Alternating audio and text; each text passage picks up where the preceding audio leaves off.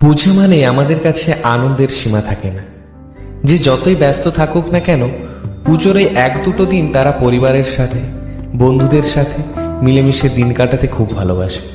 তারপর পুজো যদি কোনো গ্রামের মধ্যে বেশ কিছু জনের উদ্যোগ নিয়ে হয়, মানে সোজা ভাষায় বললে ক্লাবের পরিচালনায় হয়, সেই সমস্ত পুজোগুলো আরও বেশি আনন্দের হয়। গ্রামের মধ্যে এরকম ক্লাবের পরিচালনায় কোনো পুজো হলে সেখানে গ্রামের মানুষেরা একত্রিত হয়ে সেই পুজো সত্যিই খুব আনন্দের সহিত উপভোগ করে থাকে। ঠিক এরকমই একটি ক্লাব হলো পিতপুর স্বামী বিবেকানন্দ ক্লাব। এই ক্লাবের পরিচালনায় হয়ে আসা শ্যামা পুজো বহুদিনে। এই ক্লাবের পরিচালনায় পরিচালিত শ্যামা পুজো 2024 সালে 50 বছর পদার্পণ করবে। বহু জ্ঞানীগুণী, বয়স্ক মানুষ ও বর্তমান সমাজে দায়িত্ব